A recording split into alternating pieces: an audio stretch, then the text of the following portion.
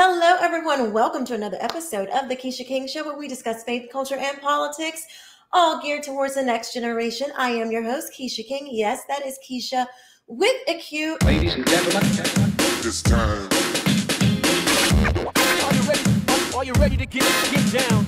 ladies and gentlemen, We have a very special episode for you today. So we're going to be talking about all of the crazy stuff, the AP, African American College Studies. We're going to be talking about Dave Chappelle making the news. We're going to be talking about, can you marry at 77?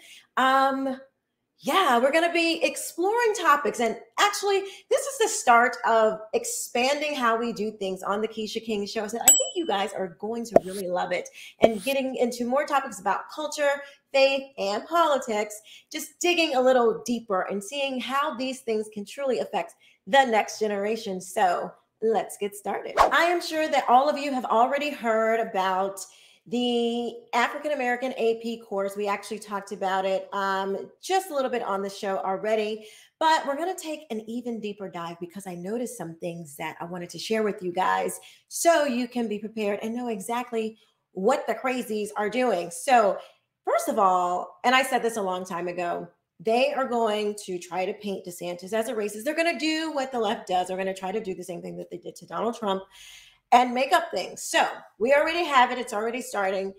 They are trying to guess. Can you guess what they're trying to say that DeSantis is? Shocker, a racist. Yes, they're trying to say he's a racist, homophobe, transphobe, all those things. But right now, the pejorative of the day is racist. So they are saying, and particularly Benjamin Crump, who's the attorney who's always headed to the scene. He's like an ambulance chaser. He's like Black trauma ambulance chaser.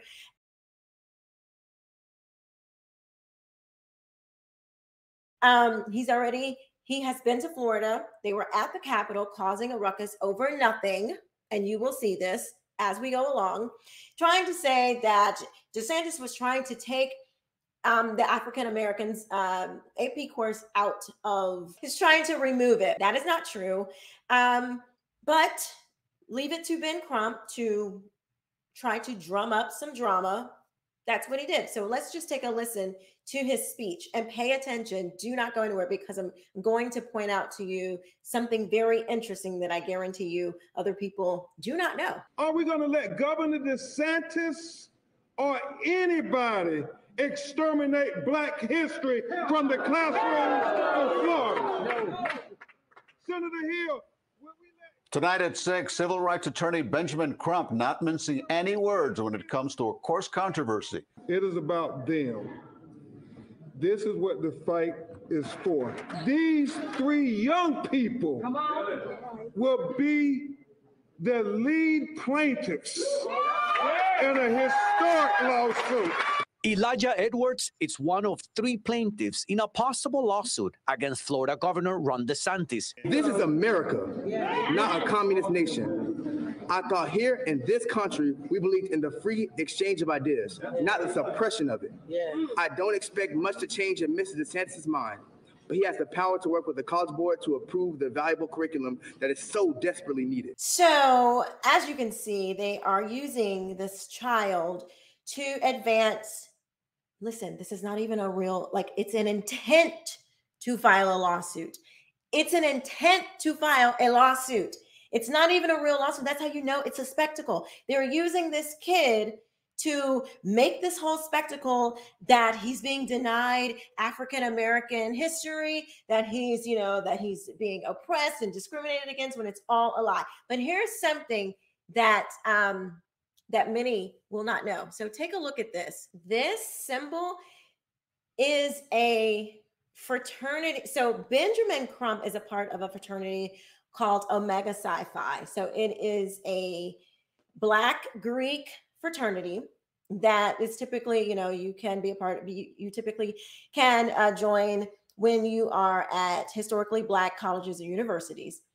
The program is great. So what they do is they call these young boys lamplighters. So they are basically, it's like a mentorship program. That's a good thing to have in the community. That's a good thing to do. The thing is, though, it appears that this kid just comes out of nowhere, but he is wearing the symbol that he's a lamplighter. Benjamin Crump is a part of the Omega Psi Phi. The Omega Psi Phi has this lamplighters mentorship program. So this kid that, it's like, oh, we don't have any, this kid was denied. It's like, well, no. First of all, that's not true. And why are you, if you're his mentor, why are you trying to put it in his head that he was somehow denied some type of right? That is not good leadership, Crump. And you should not be doing that to these kids. And that young kid is right. We're not a communist nation, but the problem is the material that they're trying to bring into this AP African American Studies course is communist. Critical race theory and queer theory are communist Marxist ideas. This little kid he doesn't know that. I guarantee you that he doesn't. And he probably doesn't really even understand. I mean, I don't want to put my own thoughts in his mouth, but if he understood what this was really about, I doubted if he would even really be up there.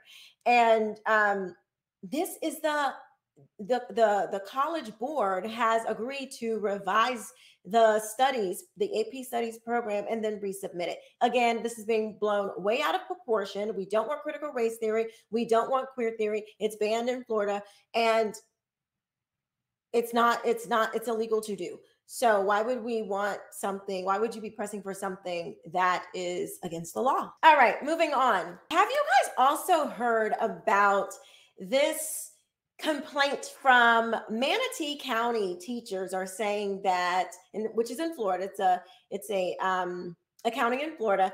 They are saying that the House Bill 1467 is causing them to cover up their libraries, their in-classroom libraries, and they're again providing all this spectacle over nothing. So some Manatee County teachers have covered their classroom libraries with construction paper or otherwise eliminated students' access to make sure that they comply with the new Florida law requiring all library books to be approved by certified media specialists or librarians.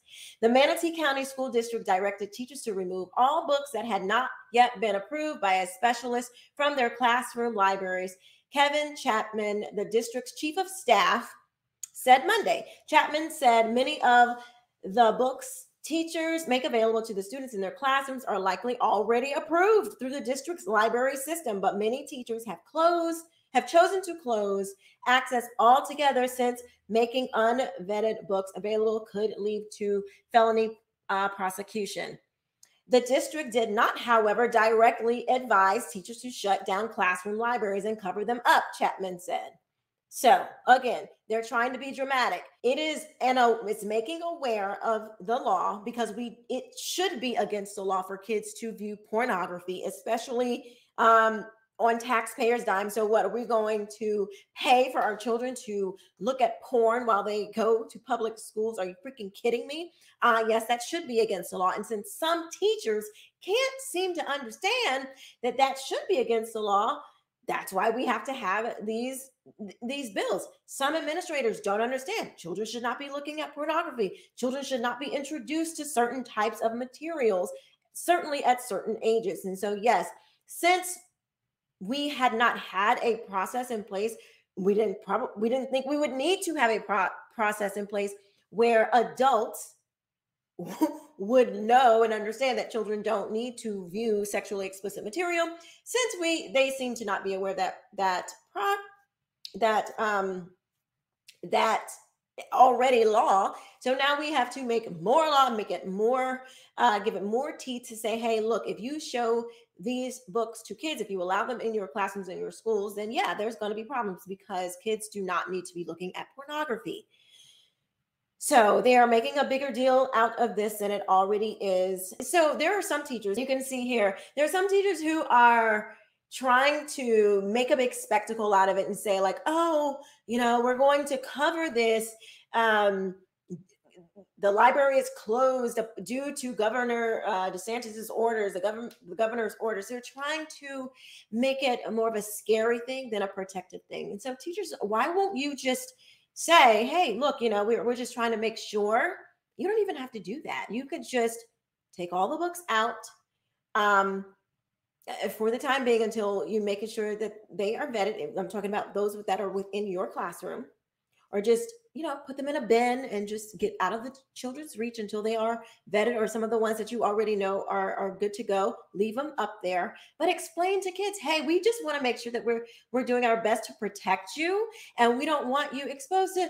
I wouldn't even go there. I mean, depending on the age, like, you don't even have to explain all that. You can just say, hey kids, we're making sure that the books are appropriate for you guys. We want to give you the best education possible, and so we're just going to take a little time to implement our due diligence and making sure that you guys are have the best books that are going to expand your mind and bring out your curiosity and drive you towards a better education. You see how simple that was? And I'm not even a teacher. Well, I'm a homeschool mom now, so I guess I am, but it's not that difficult.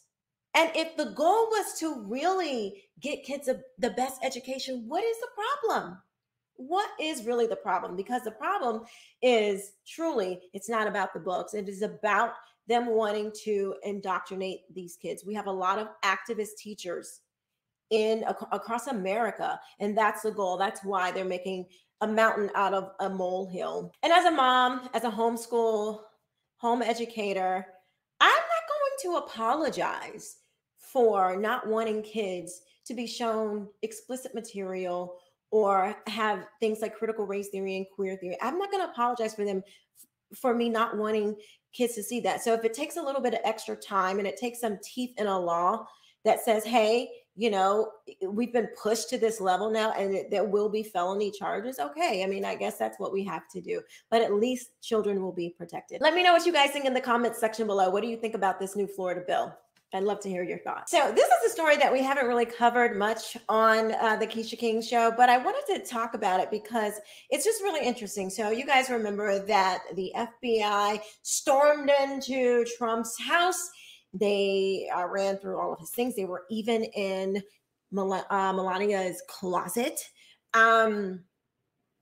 They treated his ability, he could declassify as the president at the time. He could declassify documents. They found these documents, but he was already in communication with the FBI that they knew that the documents were there, et cetera, et cetera. You guys probably already know that part of the story. Well, it's interesting now. So Biden has now been found to have his own set of classified documents twice.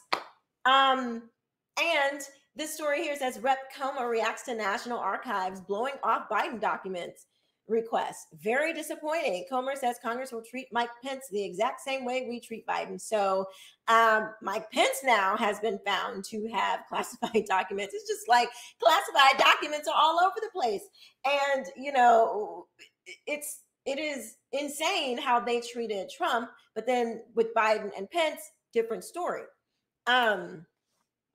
Here's something that it's funny to me. What I find so very interesting is this idea that all of a sudden Biden's own people are finding documents. They're coming forward with finding documents. I think that they are trying to get rid of Joe Biden. What do you guys think? Do you think that they are trying to get rid of Joe Biden? Let me know in the comment section below. I think that they are like, the goal was accomplished.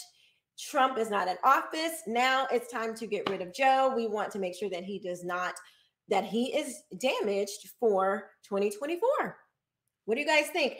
Now, I don't think that they're going to try to run Kamala Harris because they know that would be a disaster as well. But I think they are turning on good old Joe. Yeah.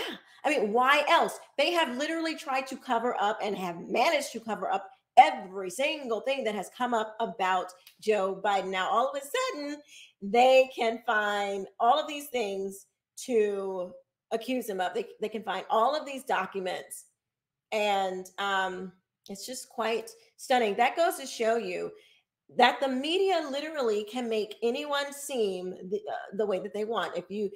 They can smear you with anything, and they have that bully pulpit to where whatever message that they want to get out, if they keep telling it long enough and loud enough, people will start to believe it. I mean, why now? They've had all this time to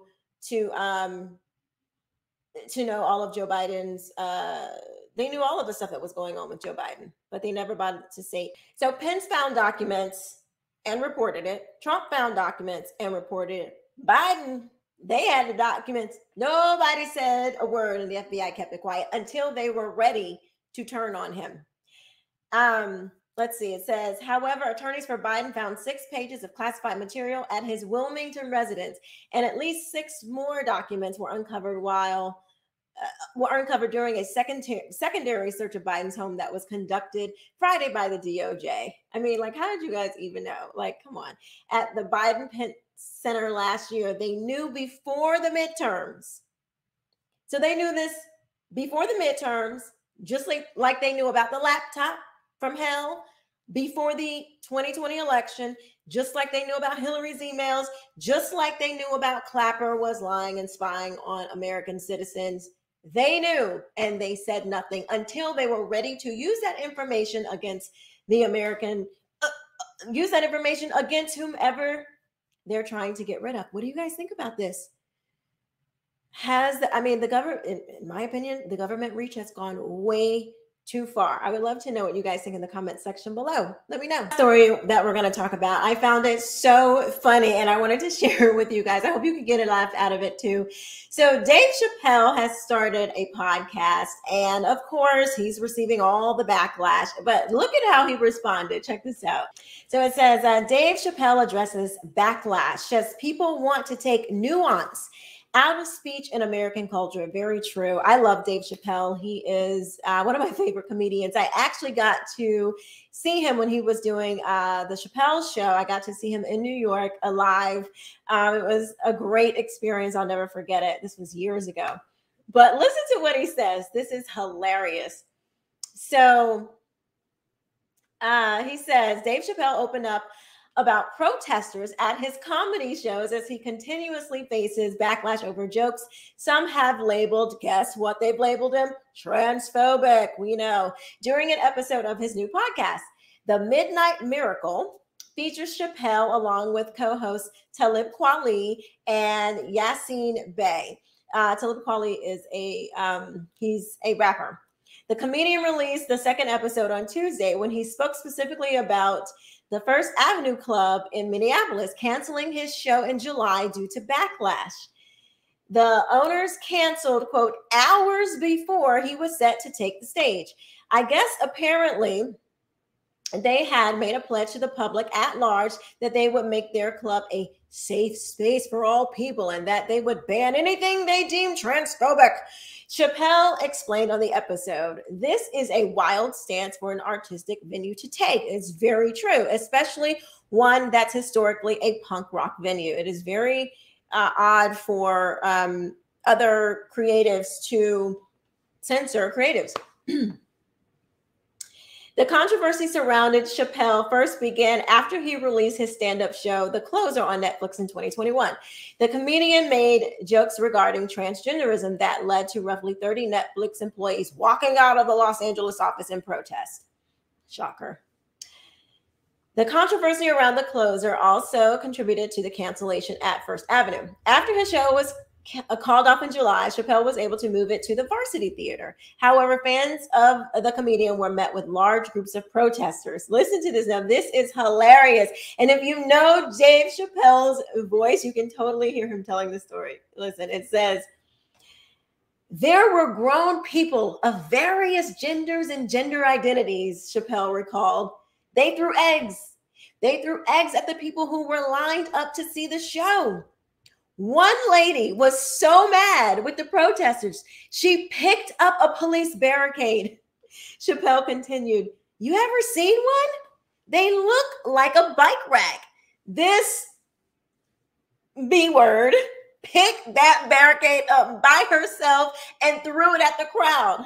I gotta tell you, it is an amazing feat of strength for a woman. I could just hear Chappelle telling this. I could just hear him telling this joke, and very, very funny to me. Chappelle, who gained fame for his comedy with Chappelle Show in 2003, noted that despite the protesting, none of his fans committed any acts of violence. When I walked on stage, it was a huge ovation because suddenly going to see a comedy show was this huge act of defiance. And it's crazy, right? Chappelle remembered, I don't think anyone had any malicious intent. In fact, one of the things that these people, the trans and their surrogates, always say is that my jokes are somehow going to be the root cause of some impending violence that they feel like is inevitable for my jokes. He continued, but I got to tell you, as abrasive as they were, the way they were protesting, people throwing barricades, cussing and screaming, nobody beat them up. Nobody beat them up. In fact, the people in the crowd would just say, we love you. Like, what are you talking about? Chappelle himself was a victim of violence during a show at the Hollywood Bowl in May 2022.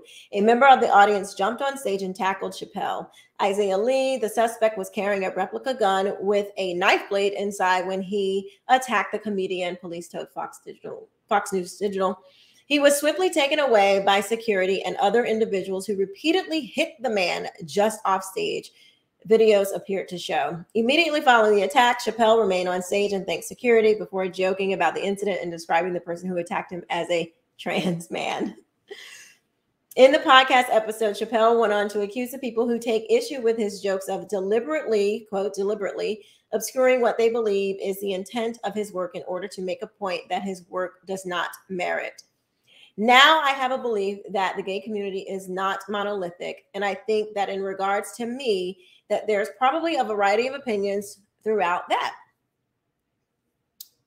Chappelle said, but there's a thing they do where they deliberately obscure what I think they believe is intent of my work to make a moment of it. And I don't know that the work necessarily merits. You know what I mean? He later said, I'm not even mad that they take issue with my work. Good, fine, who cares? What I take issue with is the idea that because they don't like it, I'm not allowed to say it. And that's a fact, because this is still America. You should be able to tell a joke and not have a mob of people looking to protest you. This is ridiculous. This is absolutely ridiculous. Chappelle further explained his idea that the people who take issue with his jokes are attempting to remove the nuance from all speech in American culture. Art is a nuanced endeavor, he said. I have a belief that they are trying to take the nuance out of speech in American culture, that they are making people speak as if they are neither on the right or the left. Everything seems absolute.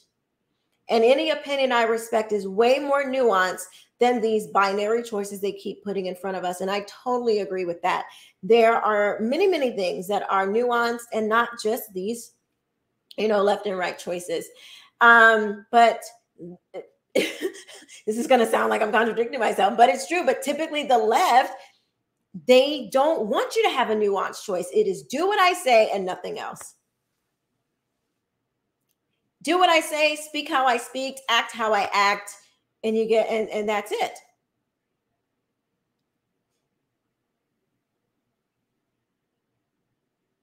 I don't see the world in red or blue. It's just people I agree with on some things and not on other things. It's just what it is. And I think art is the best place to talk about it. In fact, maybe the last place. Trying to silence a person like me, I don't think it has anything to do with being loved, Chappelle concluded. They want to be feared. If you, quote, if you say this, then we'll punish you. We'll come to First Avenue and F your show up, and we'll come to the Varsity Theater and F your show up, and they just don't get to do that. You don't get to do that. And I am so happy that Chappelle is standing up for freedom of speech. You may not like it, and as a Christian, I don't like a lot of stuff. I don't like certain things, but I don't want to silence those people to be able to say it, because I don't want somebody silencing my belief as a Christian. And so there you have it. Is there an age limit when looking for love? Like, I don't know, say 77? Well, Diane Keaton is looking for love at 77. And I just wondered, can you really find love at 77? I mean, that's just kind of, it's up there. I mean, I'm not quite 77, but I definitely do not want to be on the market at 77. And so I was having this conversation with a friend of mine. And so we're going to discuss this because I thought it would be very valuable in line with faith, culture, and politics, all geared towards the next generation. So here to discuss this topic is my friend, father, and policy analyst, Reginald Blunt. All right, so Reggie, we were talking about this topic the other day. Yes. And, Diane Keaton, she is looking for love at 77 years old. And I'm like, can you really find love at 77? And more particularly what we were talking about, why it can be hard for older women to find love. So you had some interesting perspective. So I just wanted to share that with the people. What do you think? Well, I mean, everybody can find love somewhere. Mm-hmm. But what you have to understand, at 77, your peer group has shrunk from, say, in your 30s, from here to almost here. Mm-hmm. And it's very, very, very short. So what happens is, at that age, even if you find a man around that age group, he's either divorced and does not want to get married again, or he is looking for a younger woman. Yeah. And that's where, I understand that. And that's what we see. We see a lot of these older men trotting around with these little 30-something-year-olds, which, I mean, they're consenting adults, but what you were talking about, mindsets and different things like that. Let's share some of that. Well, when you look at an older guy, it's not like you see a woman, even some women in their 60s, 70s, they're good looking women. It has nothing to do with looks. Mm-hmm. It has a lot to do with mentality. Okay. And guys in that age, you get to a point to where you're cruising in your 50s, maybe in your 60s, and somewhere in there, you start to want to elevate. Most women in that age are pretty settled and they want to just cruise. And this guy wants, he wants something that's going to keep pushing him up or going on this roller coaster. At 77? At 77. If you ever notice, like an older man, especially when you see him on the movie, they'll sit and they'll be settled. And then a younger woman comes in and she just makes him feel so good and he feels so alive. Mm-hmm. Remember in the Bible, mm-hmm. when they talked about David and he was sick and they put a younger woman with him. Mm-hmm. And they said, if David didn't jump off of that, then this guy is really doing bad. And that was biblical. They put the younger woman with him. So what you're saying basically is like vitality. So if an older woman has spunk and excitement and she still has a zest for life, then that she could possibly, inspire the man that she wants to marry, or just be more attractive to her peer group, even though it has shrunk. Right. And there's not many men out there, but her being, sort of full of life can kind of give her more options, basically give her a better chance at finding love at an older age. Right. Usually if they do find some love, it'll be in a group home setting, like retirement homes. That's Are you being funny? That's the truth. I mean, usually when they find, because you have males and you have females, and their space of what they want to do is limited. They might go on little field trips or something, and that brings it together. But if you're like separate, you have your own house and you're out in society, where are you going to find a 77-year-old man at?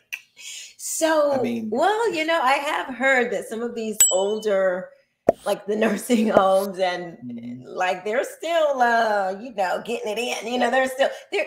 There have been studies that the STD the rates are actually really high because they are having sex. So, I mean, yeah. So I don't know, gosh.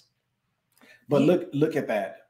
They're in these home settings, but you don't see them getting married. You don't see them like wanting to come out and they're usually still in the home environment. They're still in that setting. Rarely do you see them actually getting married and moving out of that. They're pretty much settling in where they're at. Mm-hmm. And I mean, that's where they're at. But I mean, you're a 77-year-old woman. I'm looking for love. Where are you going to look? There are only two places. Very short that a man is on his own at 77, or the graveyard. Oof. So, I mean, at the end of the day, what would you suggest for women to do? What are some helpful tactics, I guess, that older women can do. I'm going to give you a secret. Okay. And this is on men because we can be so fickle sometimes. With a woman, whether she's in her 40s, 50s, 60s, 70s, with men, no matter what you give them and how you give it to them, you have to always make him think that there's always more to come. Because if you get too settled and complacent, then all the vitality goes out. But, psychologically, you can make him think, oh, it's more to come. And he's kind of enthusiastic about that. I mean, that's real. Yeah.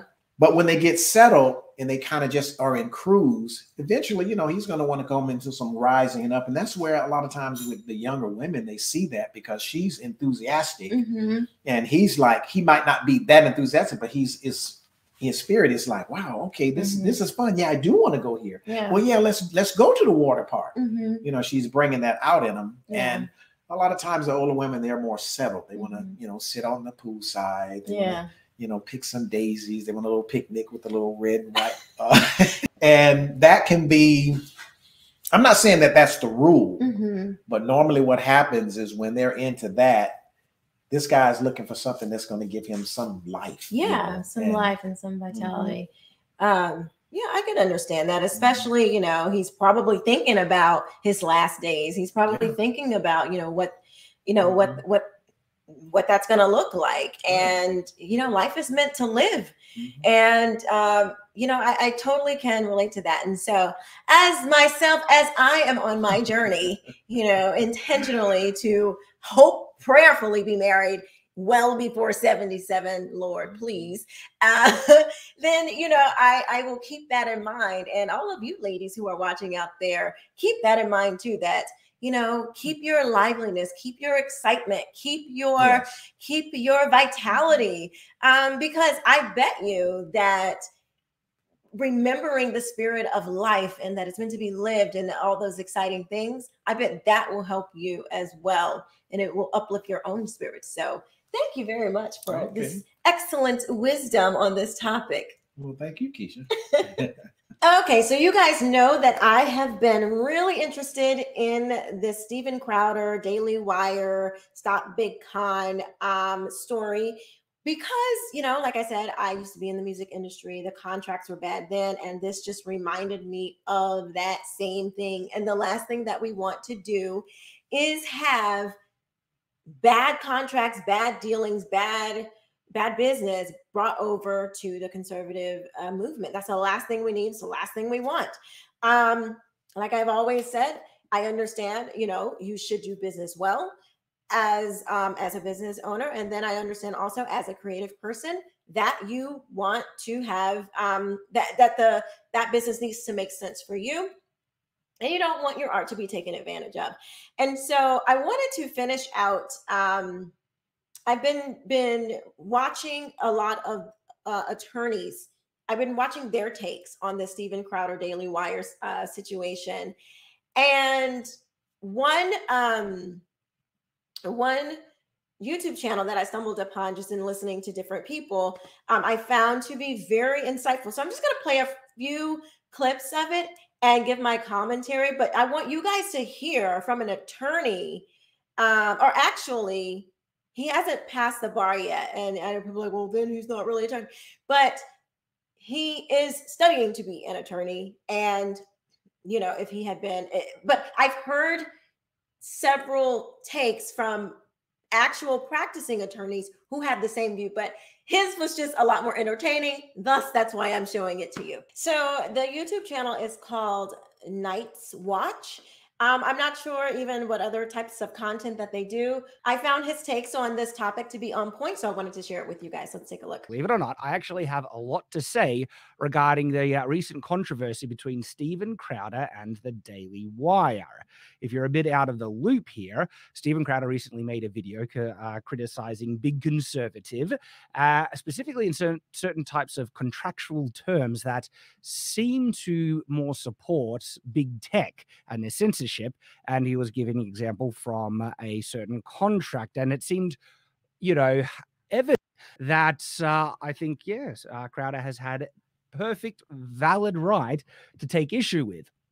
And the interesting thing, because I will be looking at Jeremy's video here, is Jeremy basically acknowledges this, okay?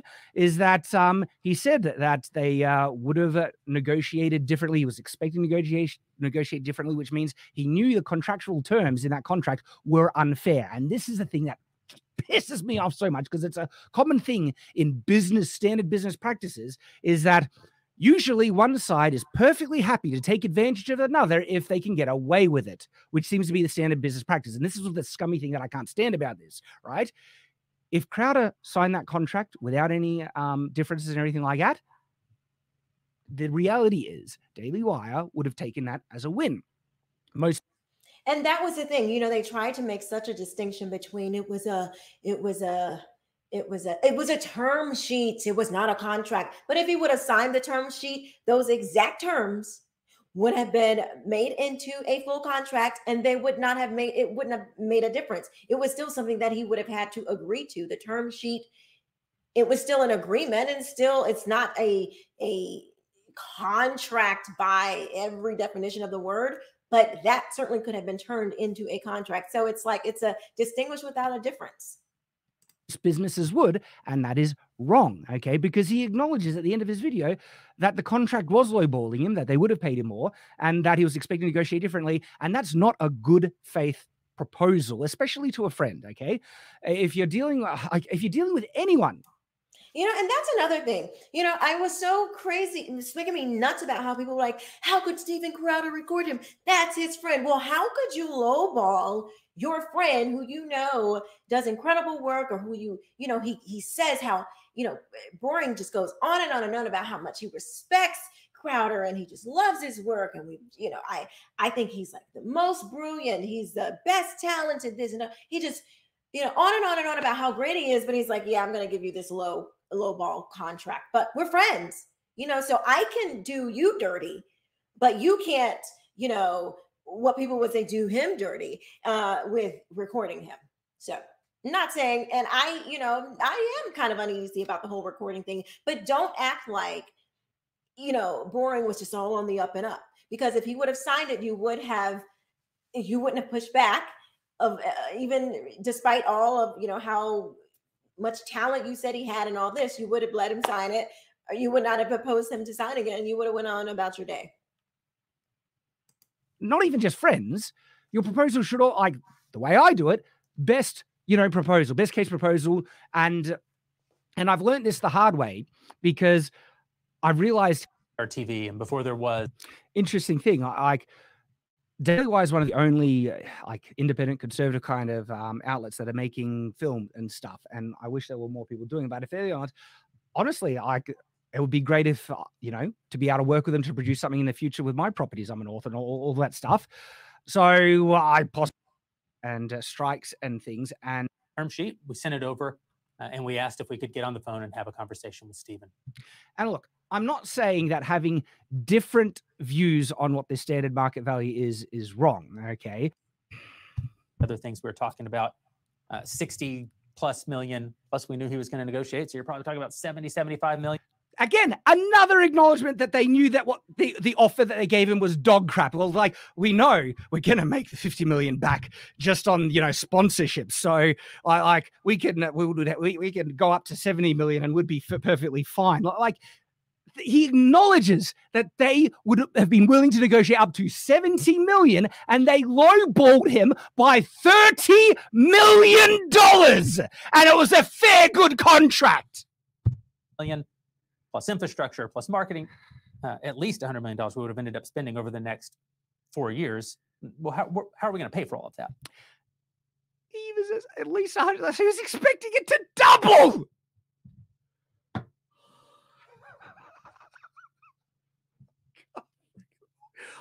Gosh, funny. Jeremy. Dude, this does not make you look good.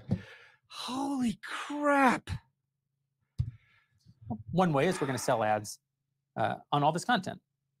And this is how we handle all of our shows. He has to, item B, Crowder will read the ad copy and promos as requested by us, though he'll have certain rights to disapprove of some ad sponsors.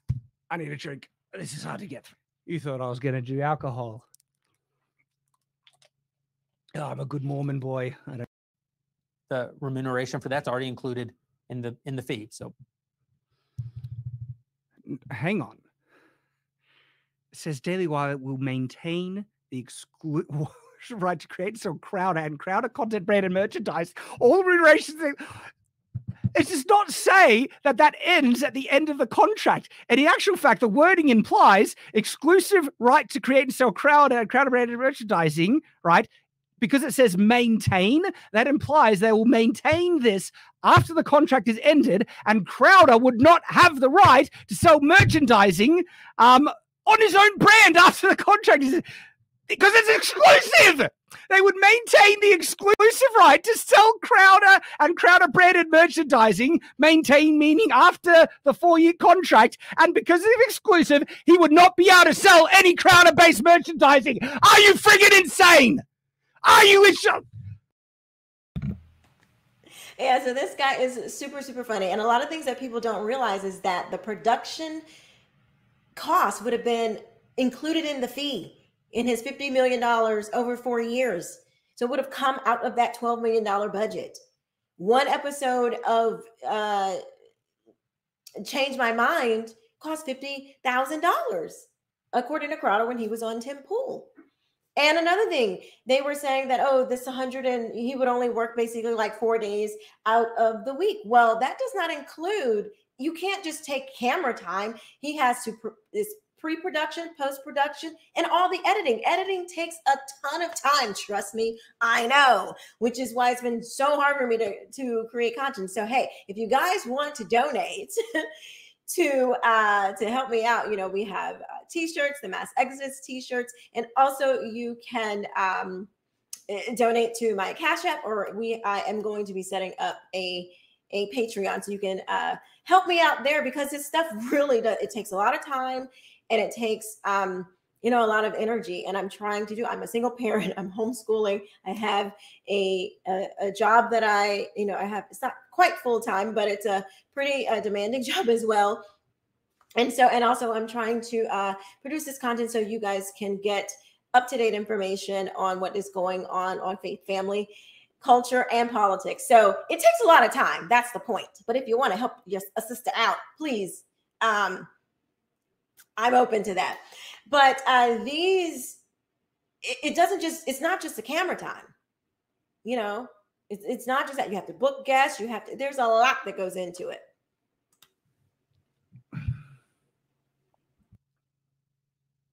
And then all remuneration for this right to sell exclusively, this right to maintain and sell exclusively, all remuneration is included in the fee. This is like this.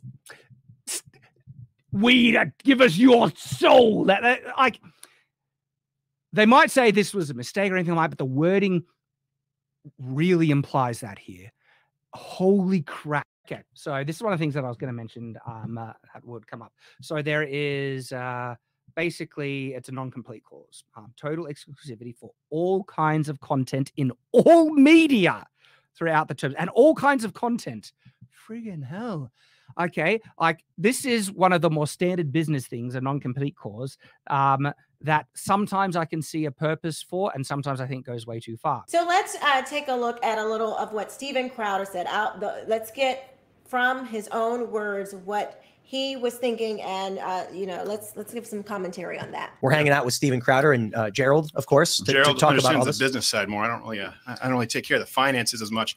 But what's the story here? What's the story? Well, first off, let me set something up off the bat. I want to make sure that everyone here knows. Like, I know that you guys have made very clear that you're monetized on YouTube because you believe that you can fight against big tech by sort of operating to some degree within the rules. But you've been very transparent about it, and so I don't want you to think that that is at all the same as what I have a problem with. And I mean, we can go back to a few things. Look, it really comes down to what's right. It really comes down to what the truth is. And this is something that's been a long time coming. Gerald actually came on as CEO because we're being batted around so long. This is years and years in the making. I get the point with corporate media. The issue that I have with many in the conservative side of this sphere is the fundamental misleading and dishonesty. That's what I have a problem with. And you see that here as this story took place. Kind of it started right where we released this video. And let me express to you all so heavily, it's not just in the media side, it's in the political side as well. You have these Republicans who go out and they say these things, they get your vote, they get your donations, and then they go to office and they don't advocate for conservative values. They do not.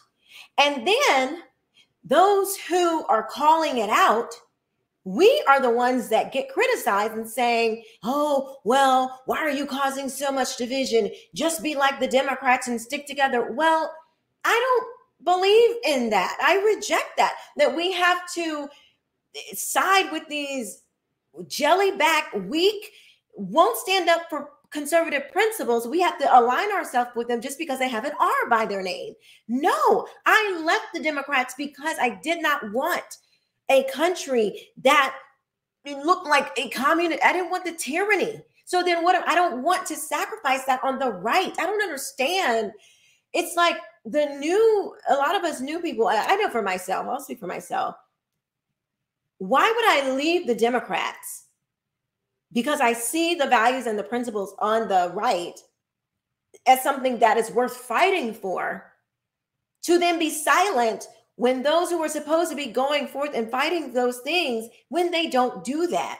Why? It doesn't make any sense for conservatives to not demand that you go and you fight for conservative values. That's literally why we're sending you to office.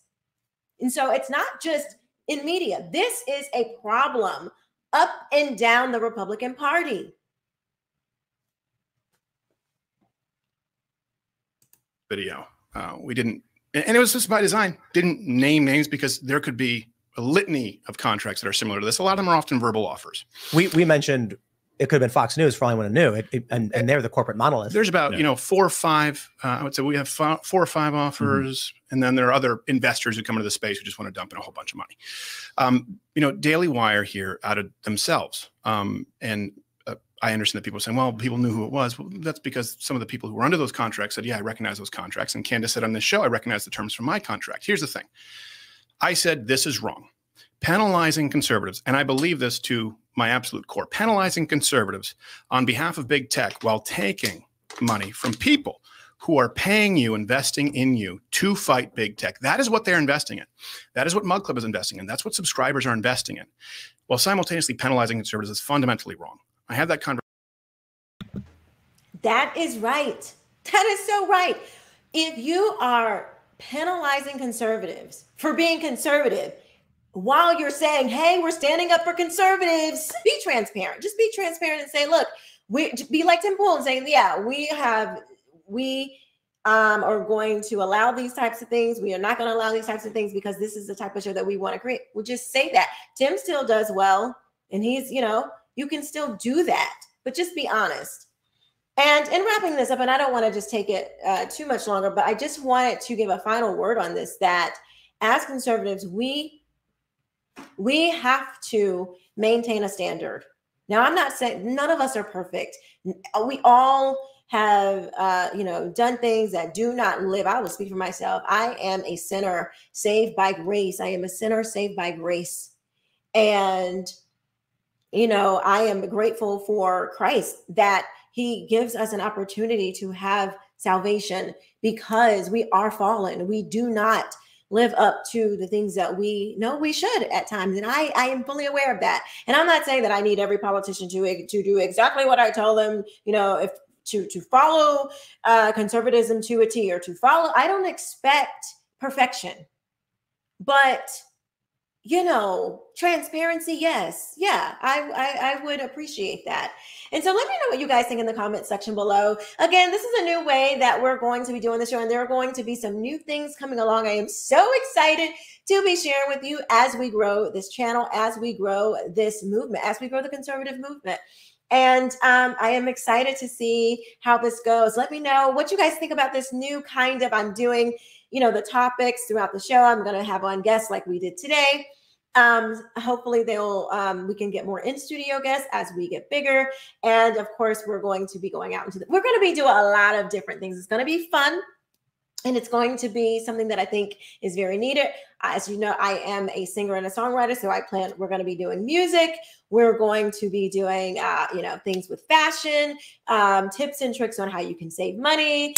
So when, as the economy, depending on how it goes, we are making sure that we are taking care of our families. And also, of course, which is the fundamental thing that we are fighting for, is our Christian values, our faith, because that is the thing that is going to be able to sustain us when things get really, really tough, in life. And Christ is our only hope. He is our only hope, and we can rest in him. And so let me know what you guys think about the new changes as they come, topic ideas, how do you want to see the show progress? Obviously, we're always going to be covering education. So let me know what you guys think in the comment section below. I will see you next time. Bye-bye.